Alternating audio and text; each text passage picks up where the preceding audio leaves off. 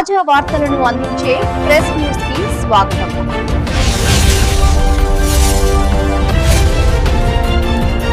ముందుగా హెడ్లైన్స్.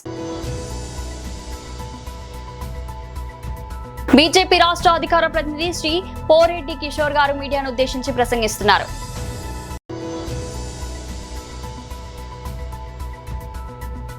తెలంగాణ భవన్లో బీఆర్ఎస్ నాయకుల పత్రికా సమావేశం.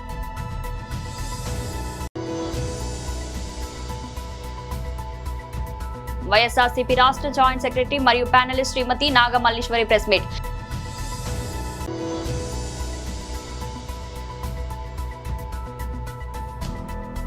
జోధాపూర్ ఆలయంలో మహిళా భక్తులపై దాడి. బీజేపీ రాష్ట్ర అధికార ప్రతినిధి శ్రీ పోరెడ్డి కిషోర్ గారు మీడియాను ఉద్దేశించి ప్రసంగిస్తారు. మీడియా మిత్రులందరికీ నమస్కారం. ఈరోజు హనుమాన్ జయంతి పండుగ సందర్భంగా అందరికీ శుభాకాంక్షలు.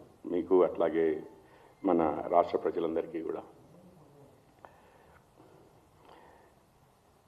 మన రాష్ట్ర ముఖ్యమంత్రి రేవంత్ రెడ్డి గారు బడ్జెట్ సమావేశాలు అయిపోగానే వెంటనే కేరళకు ప్రయాణం చేసి, అంటే కేరళకు బయలుదేరి అక్కడ ఎన్నికల్లో కాంగ్రెస్ తరఫున క్యాంపెయిన్ చేయడానికని వెళ్ళారు. అయితే మీకు తెలిసిందే, మొన్ననే సిఏజీ రిపోర్ట్ వచ్చింది. అందులో 24-25 సంవత్సరం, అంటే కాంగ్రెస్ వచ్చిన తర్వాత, మన రాష్ట్రంలో కాంగ్రెస్ అధికారంలోకి వచ్చిన తర్వాత మొదటి పూర్తి సంవత్సరం బడ్జెట్ గణాంకాలు ఆడిట్ రిపోర్ట్ బయటికి రిలీజ్ చేశారు సిఏజీ వారు. దాంట్లో వారు చెప్పింది ఏంటంటే 3 లక్షలకు పైగా పెట్టిన మన రాష్ట్ర బడ్జెట్లో కేవలం 2,40,000 మాత్రమే లెక్కలు చూపించారు రాష్ట్ర ప్రభుత్వం. అంటే ఒక 60,000 కోట్లు వాటికి బడ్జెట్లో పెట్టిన వాటికి లెక్కలు లేవు. 60,000 కోట్లు అంటే మీరు చూడండి, 3 లక్షల్లో 60,000 కోట్లు అంటే దాదాపు 20%. మరి ఆ 20% ఎటు వెళ్ళాయో మనందరం ఊహించగలం. అది ప్రతి డిపార్ట్మెంట్కి పంపించిన తర్వాత 20% పక్కకు పెట్టారా? ఆ మంత్రిత్వ శాఖలో పక్కకు పెట్టబడ్డాయా? పైన ఖర్చు లెక్కలైతే చూపించట్లేరు. లేదా బట్టి విక్రమార్క గారు, వారే కదా బడ్జెట్ పెట్టింది, వారు పెట్టిన బడ్జెట్లో నుంచి ప్రతి మంత్రిత్వ శాఖకి పంపించవలసిన డబ్బుల్లో 20% వారే డైవర్ట్ చేసి 20% తక్కువ పంపించారా మంత్రిత్వ శాఖలకి? లేదా హోల్సేల్గా ముఖ్యమంత్రి గారే 20% బడ్జెట్లో పెట్టగానే ముందు 20% పక్కకు తీసి పెట్టి మిగిలినవి మాత్రమే 2,40,000 కోట్లు మాత్రమే ఖర్చు పెట్టడానికి మంత్రిత్వ శాఖలకు పంపించారా? ఈ లెక్కలు చూపని 60,000 కోట్లు ఎటు వెళ్ళాయి? ప్రజలు అనుకోవడం అయితే, ఇప్పుడు మీకు తెలిసిందే, మహారాష్ట్ర ఎన్నికలు జరిగాయి. మన రాష్ట్ర ఎన్నికలు అయిపోయిన తర్వాత కేంద్ర ఎన్నికలు జరిగాయి. దాని తర్వాత అంటే లోక్సభ ఎన్నికలు జరిగాయి, హర్యానాలో ఎన్నికలు జరిగాయి, ఢిల్లీలో ఎన్నికలు జరిగాయి, మహారాష్ట్రలో ఎన్నికలు జరిగాయి, బీహార్లో కూడా ఎన్నికలు జరిగాయి. మరి ఆ ఎన్నికలకు డైవర్ట్ చేశారా ఈ 60,000 కోట్లు? ఎటు వెళ్ళాయి?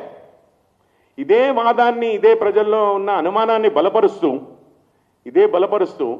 మన బడ్జెట్లో, కొత్త బడ్జెట్లో మళ్ళీ 3,24,000 కోట్ల బడ్జెట్ ప్రవేశపెట్టి ఆ బడ్జెట్లో 3,24,000 కోట్లు వచ్చే సంవత్సరానికి, అంటే 26-27 సంవత్సరాని కోసం అని చెప్పి అలొకేషన్కి బడ్జెట్ పెట్టి.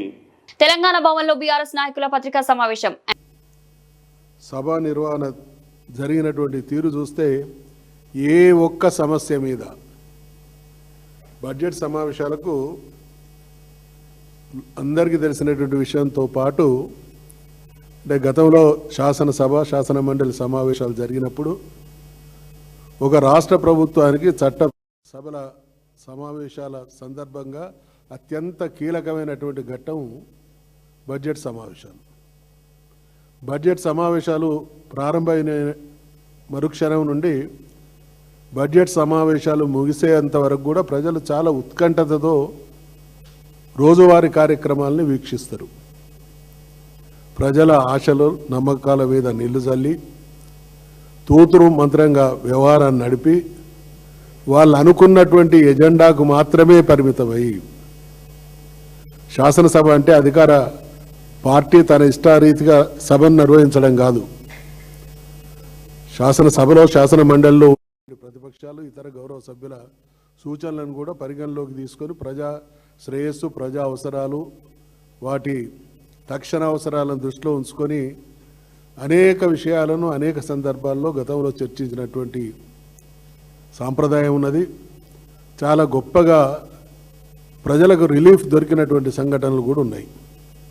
కానీ మొన్న జరిగినటువంటి ప్రత్యేకించి మండలి సమావేశాల తీర్పు వస్తే 17వ తారీఖు 18వ తారీఖు 2 రోజులు కూడా 17వ తారీఖు నాడు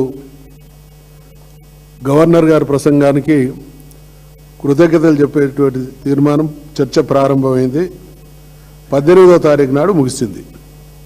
అంటే ఇక్కడ గమనించాల్సినటువంటి విషయం ఏంటంటే, ఈ శాసన బడ్జెట్కి సంబంధించిన విషయం కావచ్చు, గవర్నర్ ప్రసంగానికి సంబంధించినటువంటి విషయం కావచ్చు, జరుగుతున్నప్పుడు సభలో మంత్రులుండి జరుగుతున్నటువంటి ప్రొసీడింగ్స్ని ఎప్పటికప్పుడు అబ్జర్వ్ చేస్తూ, నోట్స్ రికార్డ్ చేస్తూ, సందర్భం వచ్చినప్పుడు దానికి క్లారిఫికేషన్స్ కానీ సప్లిమెంట్స్ కానీ ఇచ్చేటువంటి బాధ్యత ప్రభుత్వం మీద ఉంటుంది. ఏ రోజు కూడా 6 రోజుల శాసన మండలి సమావేశాల సందర్భంగా 2-3 మంత్రులను మించి శాసన మండలిలో మంత్రులు హాజరైనటువంటి సందర్భాలు లేవు. గవర్నర్ గారి ప్రసంగానికి ధన్యవాదాలు తెలిపేటువంటి తీర్మానం మీద చర్చ జరిగినప్పుడు అజారుద్దీన్ గారు ఒక్కరే ఉన్నారు. పాప ఆయన కొత్త మంత్రి వారు. ప్రొసీడింగ్స్ కూడా ఆయన సంపూర్ణంగా అవగాహన అవుతుందో కాదో నాకు తెలియదు. కానీ అంటే ఒక మంత్రిని శాసన మండలికి పరిమితం చేయడం జరిగింది అంటే ఈ ప్రభుత్వానికి చర్చల మీద ఎటువంటి బాధ్యత రాహిత్యం దానికి నిదర్శనం జరిగినటువంటి తీరు.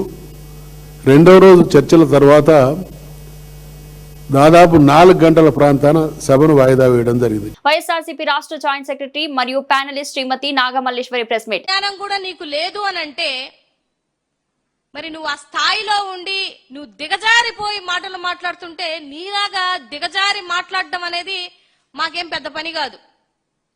కానీ మా పార్టీకి ఒక విలువలు, మా పార్టీకి ఒక లైన్ ఉంటది. నోటికి ఏదొస్తే అది మాట్లాడడం జనరల్ గా ఎంతసేపు పని. నంగనాచి మాటలు అని అంటుంది ఒక ఎక్స్ సీఎం ని పట్టుకొని. నంగనాచి మాటలు. నీ చదువేందో నీ విజ్ఞత ఏందో నాకైతే అర్థం అవ్వట్లేదు. కానీ నిన్ను రాష్ట్రంలో ఉన్నటువంటి మహిళలు అంటున్నారు, నంగనాచి అనిత ఎక్కడున్నావు నువ్వు ఆడబిడ్డల ప్రాణాలు పోతుంటే? నంగనాచి అనిత చిన్న బిడ్డలకి ఫుడ్ పాయిజన్ అవుతుంటే ఎక్కడున్నావు అనిత? నంగనాచి అనిత రాష్ట్రంలో మడ్డర్లైపోయి డ్రమ్ములలో తేలుతుంటే, రాష్ట్రంలో ముక్కలు ముక్కలుగా నరికి ఫ్రిడ్జులలో పెడుతుంటే ఎక్కడికి పోయావు నంగనాచి అనిత అని రాష్ట్రంలో ఉన్నటువంటి మహిళలు అడుగుతున్నారు. తల్లి, జగన్మోహన్ రెడ్డి గారు అమరావతి కోసం మాట్లాడారు.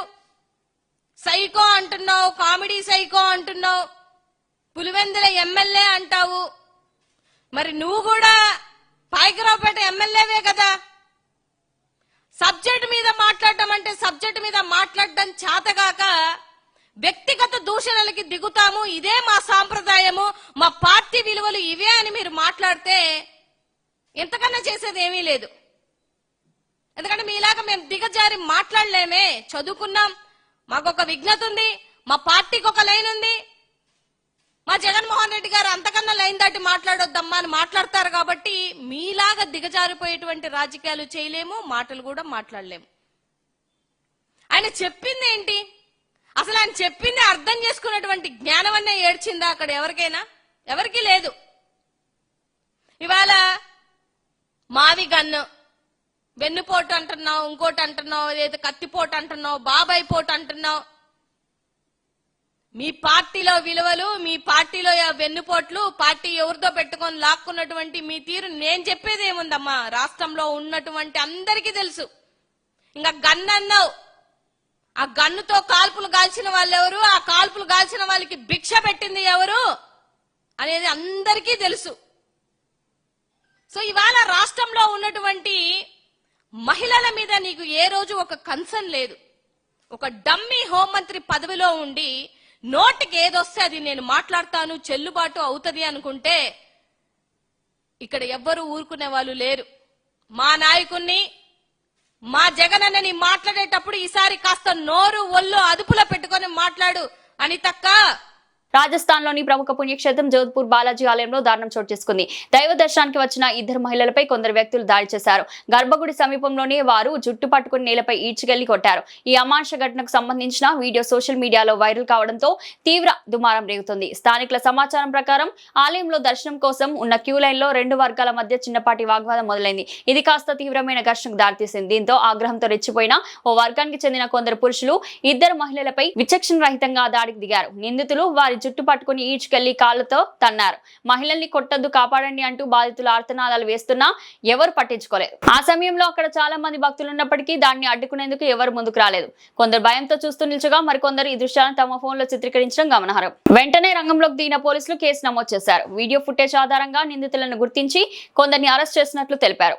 పవిత్ర స్థలంలో మహిళలపై ఇలాంటి దాడి జరగడంపై మహిళా సంఘాలు తీవ్రంగా ఖండిస్తున్నాయి. హనుమాన్ జయంతి సందర్భంగా గౌలిగూడ రామ్ మందిర్ నుండి భారీ శోభయాత్ర ప్రారంభమయ్యే విజయోత్సవ ర్యాలీని భక్తులు అధిక సంఖ్యలో పాల్గొని విజయవంతం చేయాలని బజరంగ్ దళ్ నాయకులు సుమన్ కోరారు.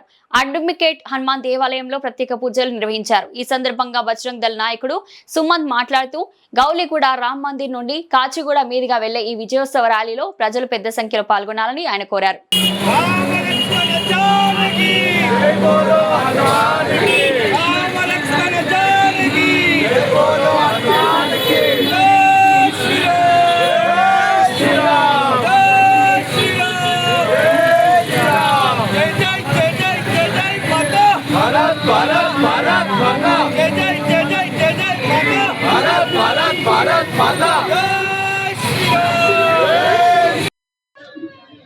జై శ్రీరామ్.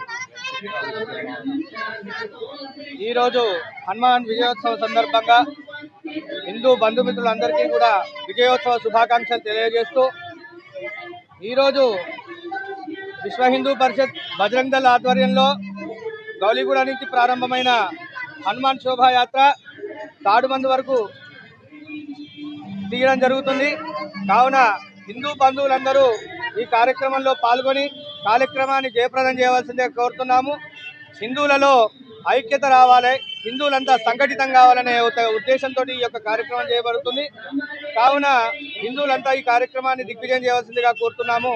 అలాగే మనం చూస్తున్నాము, హిందువులలో ఐక్యత లేకపోవడం వల్ల మొన్న ఏం జరిగింది, ఒక హిందువు బండి మీద నడుపుకుంటూ పోతుంటే ఇతర వ్యక్తులు వచ్చి కావాలని తప్పు లేకపోయినా మన హిందువుల మీద దాడి చేయడము, మన మన మన మన దేశ గాలికి పీల్చుకుంటూ తిండి తింటూ మన మీదనే దాడులు చేస్తూ మన మీదనే వ్యతిరేకత మాట్లాడుతూ మన అక్కల మీద, చెల్లెల మీద, హిందువుల మీద, హిందూ బంధువుల మీద, గుళ్ళ మీద అనేక రకమైన దాడులు జరుగుతున్నాయి, మనం చూస్తున్నాము.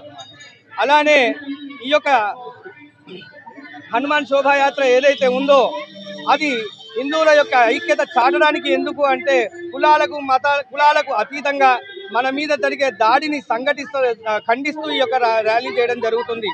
అంతేగాక మొన్న మనం చూసినాం కాశ్మీర్లో ఏం జరిగింది. మనం పార్టీలు ఆ పార్టీ ఈ పార్టీ అనుకుంటూ తిరుగుతున్నాం, కానీ కాశ్మీర్లో మాత్రం పార్టీలు చూడలే, నువ్వు హిందువా కాదా అని చెప్పి చూసి మన మీద దాడి చేయడం జరిగింది. కావున హిందువులంతా కూడా బయటికి వచ్చి సంఘటితమై మన యొక్క హిందూ ఐక్యతను చాటి చెప్పాలని చెప్పి మనస్ఫూర్తిగా కోరుకుంటూ హిందూ బంధువులందరూ కూడా ఇంటి లోపల కులం, ఇంటి బయట హిందుత్వం అనే నినాదంతో అందరూ కూడా సంఘటితమై మన యొక్క హిందుత్వాన్ని చాటి చెప్పాలని చెప్పి మనస్ఫూర్తిగా కోరుకుంటూ ప్రతి ఒక్కరూ కూడా ఈ విశ్వ హిందూ పరిషత్ బజరంగ్ దళ్ జరిగే శోభాయాత్రలో పాల్గొనవలసిందిగా మనస్ఫూర్తిగా కోరుకుంటూ భారత్ మాతాకి జై శ్రీరామ్. జై శ్రీరామ్. రూట్ మ్యాప్, నా పేరు సుమంత్, పూర్వ Bajrang Dal.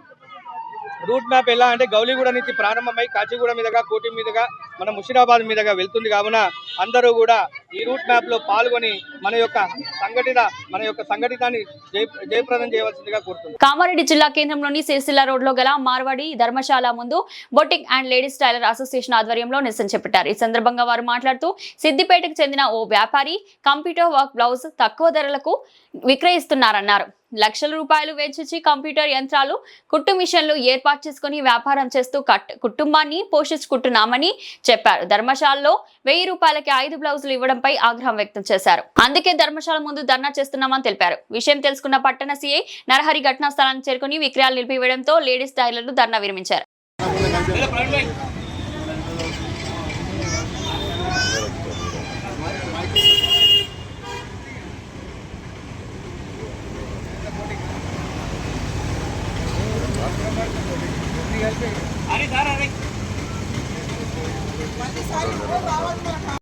Work, embroidery work, tailorings, boutiques అందరూ మేము ఒక యూనియన్ అండి.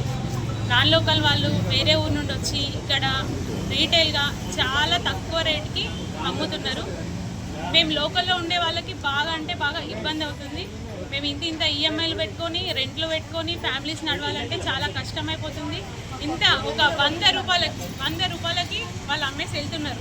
నాన్ లోకల్ వాళ్ళు కూడా కస్టమర్స్ అంత తక్కువ అంటే ఎవరైనా వస్తున్నారు. క్వాలిటీ అనేది వాళ్ళకి అవసరం లేదు, తక్కువకి వస్తుందా అదే మ్యాటర్ అయిపోయింది. ఇప్పుడు ఆ తక్కువకి ఇవ్వడం వల్ల మేము ఇక్కడ లోకల్లో ఉన్న వాళ్ళకి బాగా ఎఫెక్ట్ పడుతుంది. మీరు ఈ సమస్యని ఖచ్చితంగా పరిష్కరించాలని కోరుకుంటున్నాం. పోలీస్ స్టేషన్ వరకు వెళ్ళింది ఈ మ్యాటరు. దీనికి మాకు సొల్యూషన్ కావాలా. ఇంతమంది నష్టపోతున్నారు. మేమంటే మా వెనకాల మా ఫ్యామిలీస్. ఇప్పుడు ఇదంతా దీనికి ఒక సొల్యూషన్ అనేది మేము కోరుకుంటున్నాం. అందరం ఇక్కడ మేము అందరం కలిసి మార్వాడి ధర్మశాల సిద్దిపేట నుండే ఒక వర్కేసే వాళ్ళు వచ్చి 100 రూపీస్కి ఒక పీస్ అమ్ముతున్నారు. వాళ్ళని మేము అమ్మకుండా ఆపడం జరిగింది. ఇక్కడ ధర్నా చేస్తున్నాము. పల్లెటూరులో ఎంతో మంది వచ్చి కూడా వాపస్ వెళ్ళిపోతున్నారు. మీరు ఎవ్వరు కూడా ఇక్కడ రాకండి. ఎవరైనా పెట్టడానికి వచ్చి నీకు కూడా ముందు ఆలోచించుకోండి. మేమైతే ఒకసారి మా యూనియన్ చూడండి, వాళ్ళని ఎట్లయితే ఆపేసి సీజ్ చేయించినామో మీరు కూడా ఎవరైనా నచ్చినీకి ముందుగా ఆలోచించుకోండి. ఫస్ట్ ఎవరు రాకుండా మీరు ఇక్కడ కామారెడ్డి, కరీంనగర్ నుండి కానీ నిజామాబాద్ నుండి ఎక్కడి నుండి కూడా కామారెడ్డి రావాలంటే ఫస్ట్ ఆలోచించుకోండి. మా యూనియన్ని కూడా మీరు చూడండి. ఒకసారి చూసి మీరు వచ్చే ముందు ఆలోచించుకోండి. ఇలా 100 రూపాయల ఫీజు, మీరు 100 రూపాయలకు ఒక బ్లౌజ్ ఫీజు అమ్మితే మేము 4 లక్షల మిషన్ కొనుక్కొని పెడుతున్నాము. మరి మీరు మా రెంట్స్, మా ఈఎంఐలు, మా పిల్లల ఫీజులు మీరు ఎవరైనా కడతారా? మీరు కట్టిస్తామంటే చెప్పండి. మరి మేము ఇది చేస్తాము. మాకైతే ఇప్పుడు పోలీసు వాళ్ళు వచ్చి మాకు ఎంతో హెల్ప్ చేసిరు, వాళ్ళని బంద్ చేయించేసారు. మాకైతే మాకు చాలా సంతోషంగా ఉంది. మీరు కూడా ఇట్లా ఎవరైనా కస్టమర్స్ కానీ ఎవరైనా ఉంటే రాకండి. ఇంకా ఇప్పుడైతే ఇప్పుడైతే క్లోజ్ అయిపోయింది. ఆల్రెడీ పర్మిషన్ కూడా పెద్ద పెద్ద షాప్లో కాబట్టి వాళ్ళు దాంట్లో దీంట్లో తీస్తున్నారు. కానీ మేమైతే చిన్న షాప్లో కదా, చిన్న షాప్లో మేము ఎట్లా తీసుకోవాలన్నా అది కాదు. మొత్తం బొటిక్ షాప్స్ సంబంధించి లేడీస్ యూనియన్ రెడీ అయింది. ఇంతకుముందు యూనియన్ లేకుండా ఎవరైనా వచ్చారు, ఏమైనా జరిగింది. కాకపోతే ప్రతి ఒక్క లేడీస్ వైఫ్ అండ్ హస్బెండ్ కూడా ఇందులో బిజినెస్ చేస్తున్నారు. అన్ని దందాలు వదిలేసుకొని ఇందులోనే డిపెండ్ అయి ఉన్నారు. దీనిపైన వాళ్ళు లోన్ తీసుకోనో లేకుంటే ఏదో ఒక తాకట్టు పెట్టుకోనో ఈఎంఐ ద్వారా మిషన్స్ తెచ్చుకున్నారు, వర్కర్స్ని తెప్పించుకున్నారు. ఒక్కొక్క 10,000 ఎబో ఉంది. వాళ్ళు ఎక్కడెక్కడో కరీంనగర్ నుండి, నిజామాబాద్ నుంచి, అక్కడ నుంచి ఇక్కడ నుంచి వచ్చి బల్క్లు సిద్దిపేట నుండి తీసుకొచ్చి, మిర్యాలగూడ నుండి తీసుకొచ్చి ఇక్కడ బల్క్లు అమ్ముతున్నారు. దాని ద్వారా ఏమవుతుందంటే వాళ్ళు క్వాలిటీ లెస్ అనేది అమ్ముతున్నారు. కాకపోతే ఇక్కడ ప్రజలకు తెలియదు, తక్కువలో వస్తుంది కదా. అవి మేము కూడా స్టిచ్ చేయడానికి కుడుతున్నాము. కాకపోతే మాకు తెలుస్తుంది, చూస్తున్నాం కాబట్టి. అది మినిమం 1000, 1500 ఎబో ఉండేదాన్ని 100 అసలు దానికి దీనికి సంబంధమే లేకుండా అమ్మడం జరుగుతుంది. దానివల్ల ఏమవుతుందంటే లోకల్లో ఉన్న వాళ్ళకి పొట్టపైన దెబ్బ పడుతుంది. వాళ్ళకి ఈఎంఐ వెళ్ళకపోను, రెంట్ వెళ్ళకపోను. జస్ట్ మేమందరం ఎవరి కోసం వర్క్ చేస్తున్నాం? కిరాయి వెళ్ళదీయడం కోసం, వర్కర్స్కి జీతాలు ఇవ్వడం కోసమే వర్క్ చేస్తున్నాం. మా చేతిలోకి వచ్చేసరికి మళ్ళీ అంతే, ఎంటీ ప్లేట్. దానివల్ల మాకు ఎట్లాంటి లాభం లేదు కదా. ఎవరి దాంట్లో వాళ్ళు చేసుకోండి, మా కామారెడ్డిలో మేము చేసుకుంటాం. ఇంకా రేట్స్ తగ్గేమంటే యూనియన్ సంబంధించి మా డిమాండ్ ఒకటే. మా యూనియన్ సంబంధించి మేము అందరం ఉన్నాము. మా కట్టుబాట్లను మాకు మున్సిపల్ నుంచి సర్టిఫికేట్ ఉంది, లైసెన్స్ ఉంది, అన్నీ తీసుకొచ్చినాం. ఏమంటారో తీసుకొచ్చారు అన్న లైసెన్స్ సర్టిఫికేట్ తెచ్చారు. ఇంకా 2-3 రోజులలో మేము అవి ప్రైజెస్ కూడా మొత్తం అందరికీ రిలీజ్ చేస్తాము. దాని తర్వాత అందరికి చెప్పడం జరుగుతుంది. అందరికీ ప్రతి ఒక్క షాప్కి వెళ్తాం మేము, వెళ్ళి ప్రతి ఒక్కరికి చెప్తాం. ఇప్పుడు పెద్ద పెద్ద షాపులు ఉన్నాయి. మా ప్లాట్లకు డ్రైనేజ్ వాటర్ పోవడం వల్ల మాకు ఇబ్బందికరంగా ఉందని బాధితుడు కిషోర్ మీడియా ముందు వాపోయారు. నారపల్లి చౌదరిగూడలోని సర్వే నెంబర్ 758లోని 700 గజాల స్థలం గత 5 సంవత్సరాల క్రితం మా అమ్మ పేరు పైన తీసుకున్నాం. ఖాళీగా ఉందని మున్సిపాలిటీ అధికారులు మా ప్లాట్ లోకి డ్రైనేజ్ వాటర్ ని వదిలారు. పైన ఉన్న మేక్ డాల్ కంపెనీ మరియు అపార్ట్మెంట్ వాళ్ళు కాలనీ వాసులు డ్రైనేజ్ మొత్తం మా ప్లాట్ నుండి మురిగినీటి ప్రవాహం వెళ్తుంది. ఈ సమస్యను వెంటనే పోచారం మున్సిపల్ అధికారులు స్పందించి మాకు న్యాయం చేసినట్లయితే మేము ఇంటి నిర్మాణం కోసం పనులు మొదలు పెట్టుకుంటామని తెలిపారు. వెంటనే పోచారం మున్సిపల్ అధికారులు స్పందించి మాకు న్యాయం చేయాలని విజ్ఞప్తి చేశారు.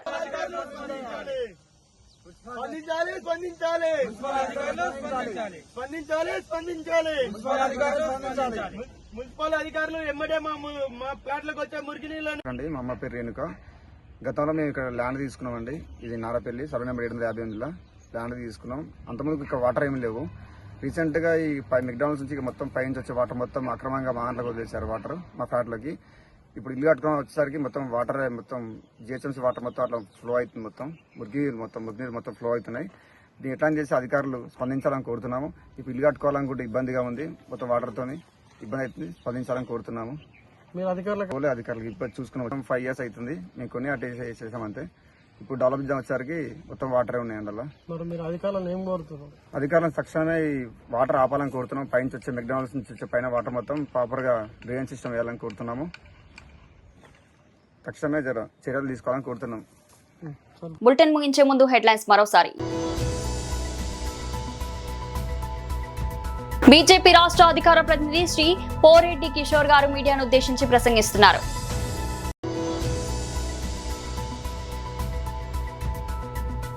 తెలంగాణ భవన్లో బీఆర్ఎస్ నాయకుల పత్రికా సమావేశం.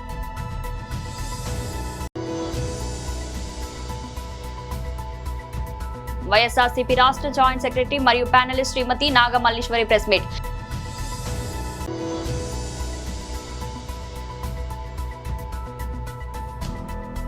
జోధాపూర్ ఆలయంలో మహిళా భక్తులపై దాడి.